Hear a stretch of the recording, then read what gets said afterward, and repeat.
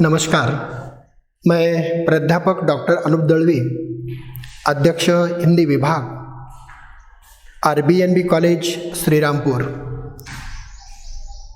आज हम MA प्रथम हिंदी इस विषय की सच्चिदानंद हीरानंद वात्स्यायन अर्थात आज्ञे जी के द्वारा लिखित गैंग्रीन इस कहानी का अध्ययन करेंगे।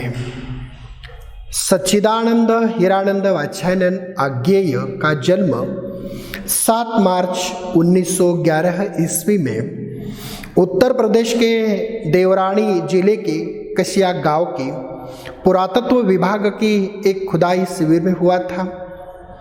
उन्होंने BSc के बाद MA का अध्ययन किया।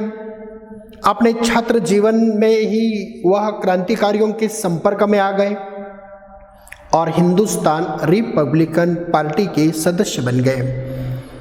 अंग्रेज सरकार विरोधी गतिविधियों के कारण कई साल तक आज्ञे जी को जेल में रहना पड़ा। सन 1943 ईस्वी में एक कैप्टन के रूप में कोहिमा फ्रंट पर वह तैनात हो गए। स्वतंत्रता के बाद कुछ महीनों तक उन्होंने भारत सरकार के रेडियो के समाचार विभाग में काम किया। तत्पश्चात उन्होंने कैलिफोर्निया विश्वविद्यालय में भारतीय संस्कृति का अध्यापन कार्य किया। उन्होंने विशाल भारत, दिनमान, नया प्रतीक, थाट तथा नव भारत टाइम्स में भी संपादक का कार्य कुछ वर्षों तक किया। आंगन के पार द्वार पर उन्हें साहित्य अकादमी पुरस्कार प्राप्त हुआ है तथा कितनी नावों में कितनी बार पर उन्हें ज्ञानपीठ पुरस्कार प्राप्त हुआ है। आज्ञे जी का कहानी के क्षेत्र में योगदान अत्यंत महत्वपूर्ण है। आज्ञे जी ने कहानीकार, उपन्यासकार, नाटककार, आलोचक एवं पत्रकार के रूप में उन्होंने कार्य किया है। उनके उपन्यासों में शेखर एक जोड़ी, नदी के द्वीप, अपने अपने अजनबी अत्यंत उल्लेखनीय है। आज्ञे जी ने मनोवैज्ञानिक ढंग से कहानियाँ उन्होंने लिखी है। उन्होंने मध्यम वर्गीय परिवार का चित्रण अपने कहानियों के माध्यम से उद्धृत किया है। उन परिवारों की आंतरिक संगति, रचनात्मकता तथा मनोवैज्ञानिक संबंधित यह कहानी उनकी अत्यंत महत्वपूर्ण है। गैंग्रीन इस कहानी की नायिका है मालती और नायक है महेश्वर। महेश्वर एक सरकारी विभाग में अस्पताल में वह डॉक्टर है। उन्हें एक बच्चा भी है जिनका नाम है टीटी। वह हमेशा टीटी करता रहता है, अर्थात हमेशा रोता रहता है, इसीलिए उन्होंने उनका नाम टीटी रखा है। कहानी का जो वातावरण है वह नितांत घरेलू है। मालती के मौन के कारण उनके घर की उदासीनता, उत्साहहीनता उनके दर्शन आज्ञे जी को होते हैं। दोपहर का समय है, आज्ञे जी उनके घर में जाते हैं और उसी समय वहाँ का वातावरण देखकर उन्हें पता चला कि यहाँ कोई सांप की छाया मंडरा रही है। मालती उन्हें देखकर मकान में उन्हें बुलाती है, परंतु उनके चेहरे पर उदासी के भाव दिखाई देते हैं। लेखक उसके पति की पूछताछ करते हैं तो वह बता देती कि अस्पताल में गए हैं, 1:30 बजे तक आएंगे। धूप में चलकर आए थे इसलिए पसीना आ गया था और इसीलिए मालती एक पंखा लगाकर वही वह बैठ जाती है। उनकी ओर देखा तो लेखक मन में सोच रहे हैं कितनी दुर्बल हो गई है। मालती दूर के रिश्ते से उनकी बहन थी, किंतु वह उसे अपनी सखी कहना अधिक पसंद करते हैं, क्योंकि परंपरा से उनका जो संबंध है वह सख्य प्रेम का अधिक मात्रा में रहा है। बचपन में वह उसके साथ खेलते थे, उनके साथ पढ़ाई करते थे और इसी तरह के अनेक प्रसंग आज्ञे जी ने दोहराए हैं। 4 साल के पहले उन्होंने मालती को देखा था। पहले एक युवती के रूप में उन्होंने मालती को देखा था, परंतु आज एक विवाहिता के रूप में मालती उनके सामने थी और एक बच्चे की वह माँ भी है। लेखक जब उनके घर आते हैं तो महसूस करते हैं मालती के चेहरे पर कोई खुशी दिखाई नहीं देती। बहुत समय तक वह मौन रहती है, परंतु लेखक उसे कहते हैं, मालती जान पड़ता है मेरे आने से तुम्हें विशेष कोई प्रसन्नता नहीं हुई, परंतु उन्होंने सुना नहीं और लेखक ने भी अपनी बात दोबारा दोहराई नहीं। कुछ समय तक इसी तरह का मौन जारी रहा। इसी मौन के बीच मालती के पति घर में आते हैं। लेखक के साथ मालती ने उनका परिचय करा दिया। लेखक ने पहले उनकी तस्वीर देखी थी और इसीलिए वह उन्हें पहचानते हैं। दोनों का परिचय हो जाता है। परिचय के बाद नौकरी के बारे में, जीवन के बारे में, स्थान के बारे में तथा अन्य विषयों पर उनकी चर्चाएं होती है। अलग अलग विषयों पर उनकी चर्चाएं होती है। मालती के पति एक सरकारी अस्पताल में डॉक्टर होने की वजह से उन्हीं के मकान अर्थात क्वार्टर में वो रहते हैं। वो अपने कामों में सुबह से लेकर शाम तक अत्यंत व्यस्त रहते हैं। दोपहर का भोजन करने के लिए वो अपने घर आते हैं। लेखक ने उनका भोजन समाप्त हो जाने के बाद महेश्वर लेखक को बता देते हैं कि आज उन्हें जल्द से जल्द अस्पताल में जाना है। वहाँ एक चिंताजनक केस आया है जिन्हें गैंग्रीन हो गया है और इसीलिए उनका तत्काल ऑपरेशन करना है। शायद उनकी टांगें काटनी पड़ेगी या इसी तरह से व्यस्तता बताकर महेश्वर अस्पताल में चले गए। महेश्वर चले जाने के बाद आज्ञे जी ने एक नोटबुक निकालकर वो पढ़ने लगते हैं और कुछ समय के बाद उन्हें ध्यान में आता है कि वो मालती के साथ बातचीत करने के लिए उनके घर में आए हैं और वह उनके सामने बैठी है और मैं पढ़ रहा हूँ। यह सोचकर वो हैरान हो गए और वह मालती के साथ बातचीत करना चाहते हैं। अगर बात भी करनी है तो क्या करनी है, यह प्रश्न उनके सामने है। उनके घर में जो निराशा का वातावरण है या उसका प्रभाव उन घर पर जो दृष्टिगत होता है उसके संदर्भ में वह उनके साथ बातचीत करना चाहते हैं। बाद में लेखक उसे कहते हैं, तुम पढ़ती लिखती नहीं? तो प्रतिक्रिया स्वरूप मालती कहती है, यहाँ पढ़ने लिखने लायक है ही क्या? और बाद में मालती पूछती है, आप आए कैसे? और इस तरह से दोनों के बीच बातचीत जारी थी। शाम के 6 बज गए। महेश्वर अस्पताल से घर में आ गए तो वह उन्हें कहते हैं, आपने बहुत देर कर दी।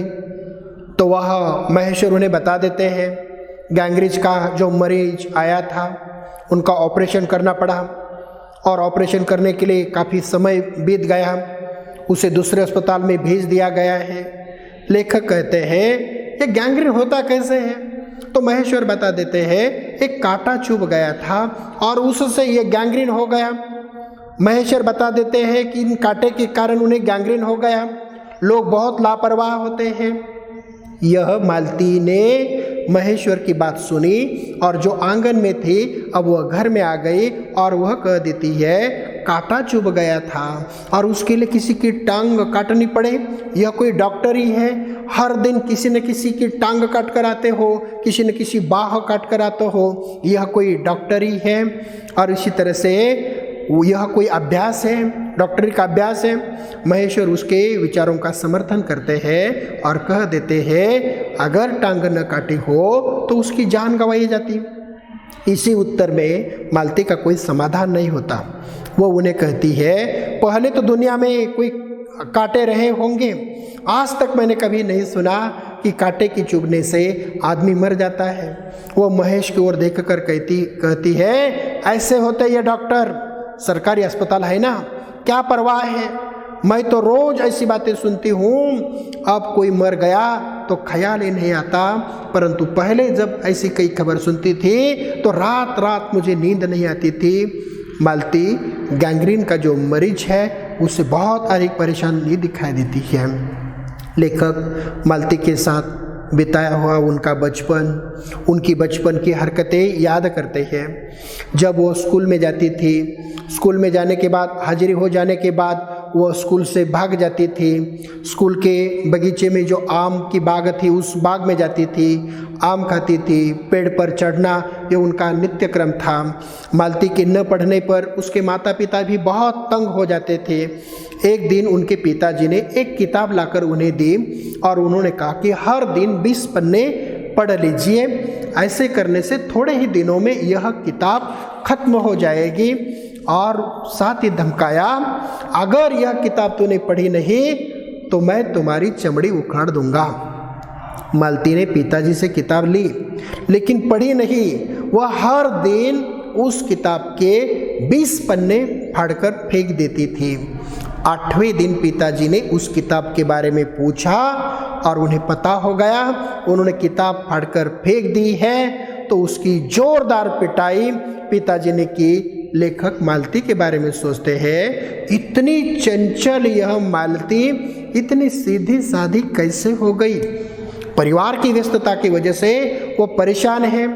हर दिन खाना, टीटी का रोना, बर्तन मांजना, पानी का समय पर न आना, ये सभी पारिवारिक जो परेशानियां हैं उसके कारण वह अत्यंत परेशान है। और साथ ही वह गैंग्रीज के मरीज की जो खबरें हैं उसके कारण ही यह मालती और अधिक परेशान होती हुई दिखाई देती है। अतः मालती की जो संवेदना है वह बार बार उभर कर सामने आती हुई दिखाई देती है। रात का भोजन हो जाने के बाद लेखक महेश्वर के साथ आंगन में सो गए। वह सोने के लिए जब वह गए तो वह महेश्वर बहुत जल्दी सो जाते हैं। लेखक विचारों में लीन हो गए। वो मालती का निरीक्षण कर रहे थे। कभी आकाश की ओर वो ताक रहे थे। निरभ्र आकाश, पूनम की रात की वजह से अत्यंत शीतलता और सुंदरता झलक देती है। दिन भर की तपन, अशांति, थकान, दाह, पहाड़ों से आई हुई भाप नष्ट होकर उसमें कोमलता, शीतलता और आह्लाददायी वातावरण वहाँ छाया हुआ था। लेखक की अपनी कवि कल्पना जागृत हो जाती है।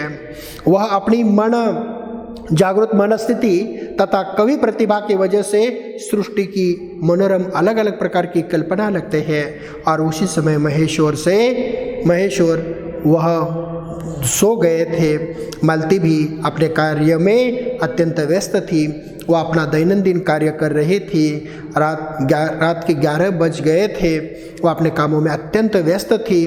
व्यस्तता के साथ वह अपना जीवन व्यतीत कर रही थी। जीवन में कोई नई उम्मीद मालती की नहीं थी। हर दिन सुबह से लेकर शाम तक मालती काम करती रहती है। लेखक मनोरम कल्पना करते करते अचानक उनका ध्यान मालती के बाल शिशु पर जाता है। लेखक और महेश्वर आंगन में सो गए थे और उनके साथ ही यह बच्चा सो गया था। लेकिन चांदनी रात में यह बच्चा कैसे दिखाई देता है, और जिज्ञासा की वजह से लेखक वह बाल शिशु अर्थात टीटी की ओर देखने लगे। परंतु टीटी पलंग से खिसक कर नीचे गिर गया और वह चिल्ला कर रोने लगा। वह गिरकर रोने लगता है तो महेश्वर की नींद हराम हो जाती है। वो लेखक से पूछते हैं क्या हो गया। लेखक जल्द से जल्द उस बच्चे को उठाने की कोशिश करते हैं। मालती भी टीटी की रोने की आवाज़ सुनकर घर के बाहर आ जाती है और वह लेखक को संकेत करती है। लेखक उसे लेकर, उनकी बहुत चोट लग गई बेचारे को, इसी तरह से समझाने का प्रयास करते हैं। परंतु मालती ने कोई अलग ही प्रतिक्रिया दिखाई। वह कहती है ऐसी चोटें उसे हर दिन लगती रहती है, रोज ही गिर पड़ता है। मतलब उसकी कोई विशेष संवेदना उन्हें दिखाई नहीं दी और महेश्वर भी वह दोबारा सो गया। मालती के कथन से लेखक के मन पर एक चोट लगती है और विद्रोह के स्वर में कहते, माँ, युवती माँ, तुम्हें यह क्या हो गया है जो एकमात्र बच्चे के गिरने पर भी इस तरह से कह सकती है। अब तुम्हारा सभी जीवन तुम्हारे आगे है। और वह सोच में डूब गए। वह सोचने लगे कि इस परिवार पर कोई एक भयंकर छाया मंडरा रही है। वह तर्क करते हैं, परिवर्तन के बारे में सोच रहे हैं। वह मालती के परिवर्तन के बारे में सोच रहे हैं, महेश्वर के बारे में सोच रहे हैं। टीटी को गहरी चोट लगने के बावजूद भी महेश्वर पूर्ववत आराम की नींद ले रहा है। मालती ने उसे लेकर अंदर चली गई और उनके लेटे हुए शरीर से चिपककर बच्चा चुप हो गया। रात का 11 बजे का समय हो गया था। 11 बज गए थे और उसी तरह से पूनम की जो रात है वह स्पष्ट रूप में वह झलकती हुई दिखाई देती है। इतना मनोरम वातावरण होने के बावजूद भी मालती के परिवार की उदासी या उनका निराशामय जो वातावरण है वह लेखक को बहुत ही त्रस्त करता है। संक्षेप में कहा जा सकता है, आज्ञेय जी ने गैंग्रीन इस कहानी के माध्यम से एक श्रृंखला से बिखरे हुए परिवार, काम, उनका आंतरिक संघर्ष और उसकी जीवन दृष्टि का यथार्थ चित्रण प्रस्तुत रचना में किया है। अर्थात गैंग्रीन एक भयानक बीमारी है और उसे लेकर उनके परिवार का जो निराशामय वातावरण है वह वातावरण का चित्रण लेखक ने इस कहानी के माध्यम से किया है। धन्यवाद।